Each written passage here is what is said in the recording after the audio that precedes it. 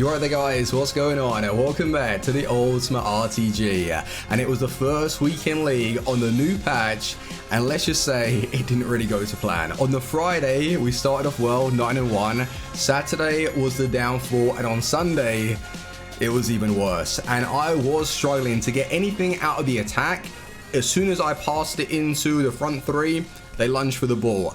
Midfield, I was losing the 50-50 battle, and defensively, it was like I was going into a challenge on my screen, but then the ball just avoided every single player and went through for easy chances from my opponents. It was very difficult, but we found a way. Elite 3, we clutched up. I don't know how I did it. It came down to the last game. And you know, a couple of weeks ago, I was saying that I was wanting to become like an Elite 2 consistent player. Well, it's a step forward and then 2 steps back, because we were finishing on like 27 wins every now and then, like 26, 25, and we are back to Elite 3. But it was a very poor weekend league. I don't think it's so much the patch itself. It was the connection, and I struggled. But it was also my fault because I went into this weekend league with a pre-patched team. And what I mean by that is that I don't have a proper setup for this current patch. You know how people are saying that crossing is overpowered or it's the new meta? Some people disagree and they don't feel like it's the meta, but it is still there, and it's a very good way to score if you're struggling to build up on the edge of the box. So the only player that I have in my side that can actually attack the ball in the air is Team Mbappe, and he's one of the best to do it, and I love that. But it doesn't really give me that much variety if I'm just like running down the right hand side and looking to find him inside the box. So that's why going into next weekend league, I'm looking at Griezmann, and I believe the Champions League matches are next week or the week after, so he could possibly get upgraded. I don't know if Atletico Madrid are going to actually get the win, but we could treat that as an investment, and I bring back someone that can attack the ball in the air, that is comfortable with it, that has good pace and stamina. I think Griezmann on this patch, even though he doesn't have the 4-star weak foot, he's going to be fantastic. So that's an option. Another option is for us to bring in the future star Jovic. He was shortlisted a while back, actually on pre-patch, and I just like what he's offering. He's got height. His jumping is only 78 or something like that, but he's got, yeah, good height, very, very good heading accuracy, and everything else about the card is very well balanced. So he's similar to Suarez, but he's a better version because he has pace and agility. Or another player that I've looked at, and it is Larson, Prime Larson. He's 5'10", but his jumping stats, everything about the card looks fantastic. And I know that a lot of people do rate Larson on the game. So we've got two options. We can keep the core of the side and make a couple of upgrades, which I'm definitely down for. I don't mind, because Raphael Varane, although I had issues this weekend, he was very, very good. And I didn't notice the lack of Van Dijk. People will jump to the conclusion now because we only finished in Elite 3. We'll say only finished. I'm actually very happy with that. But some people will say Van Dijk's better for you in the defense. Varane, there's no issues. He is very good, and he was clutching up alongside Mendy and Upamecano as well, the Bundesliga centre-back. So I got no problems really defensively when it's good. I'm just thinking that if we do change the core of the side, we can bring in like different attackers because of the chemistry and how we could work it. And then it really depends on if Hazard or Neymar is going to feature. Because let's just say we play Mbappe left attacking mid, Griezmann right attacking mid, so I have that option just to dink it back post for those two wide men to win it in the air. Where does Hazard or Neymar play? Because Hazard is very good, but I could play him in the middle. I could just sell Neymar, isn't it? I could sell Neymar. I could free up coins to afford Griezmann or Jovic, and then work the team like that. I would love to have 2 Mbappes in my side. I know it's ridiculous, but having one as a striker, the other as a left attacking mid, that'd be perfect. But is really Mbappe as a left attacking mid the way to go now after the patch? Because I'm lacking that real focal point striker. I'll have to experiment with it. And someone else that could be coming out this week or even next week, Lacazette or Rashford. I think it's really between those two to win Player of the Month. Both of them would be fantastic. Like Lacazette with a really nice upgrade, technical on the ball, a little bit of strength, fantastic acceleration. That could be the well, FIFA 17 SBC, I think it was FIFA 17 SBC Lacazette. That could be him returning to the game, feeling really overpowered and just like suiting my starting 11. So I wouldn't mind like getting the club ready and in a position to be able to unlock him if we like his loan card. But Rashford, I think, would suit the meta a little bit more. His jump in would be up to maybe like 75, 80, but he's already 6'1", agility, pace. Like, I don't mind Lacazette or Rashford. I'm definitely down to giving them a go and bringing them on the account. But some of these games were very, very difficult. I was looking at how my opponents were playing as well, and it looks like a lot of people are like running down the line and using the width, and maybe that's where I go wrong. Like, I've been using 4-2-3-1 narrow with 7 width on my custom tactic, but a few people were saying in the Twitch chat that why not play 4-2-3-1 number 2, so you have the width of the left mid and right mid, get down the line and whip the balls in.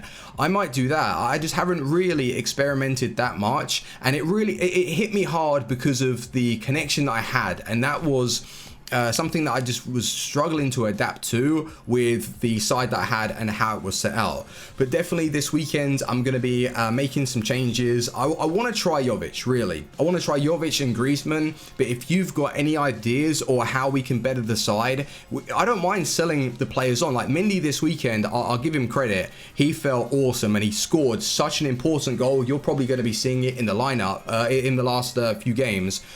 Mendy with his right foot, like I put on pressure. I think I was like 2-0 down at one point. I managed to bring it back to 2-2 after switching up to constant pressure. And then the third goal, it was just really lucky. He quit after that third goal, which didn't really make too much sense to me. But Mendy played very well. I liked his positioning and the way he was attacking the ball in the air on the Friday. Saturday, Sunday was a different story. But Friday, he played well. And then, like I say, with Varane, there's no problems at all. But I did use Areola this weekend. I was really waiting for enough coins to go and purchase Courtois, but I just couldn't afford it. I was trying to play games, I was having to purchase fitness cards, and another thing that I was actually thinking of doing was to sell one of these future star players, not because I want to, just so I free up some coins, and then I can use maybe 100,000 or 200,000 to invest in those player picks. And some of you would say that's a good idea, others would say it's a waste of coins, but we do have those headliner cards available. And if it so happens that we pull one of them, like Werner even, like I think he could play a very good left attacking mid now because his dribbling's been upped, he's got good enough jump in to attack the ball, and he's so fast to get down the line. There's a lot of options in those headliner cards that I wouldn't mind bringing into the starting 11.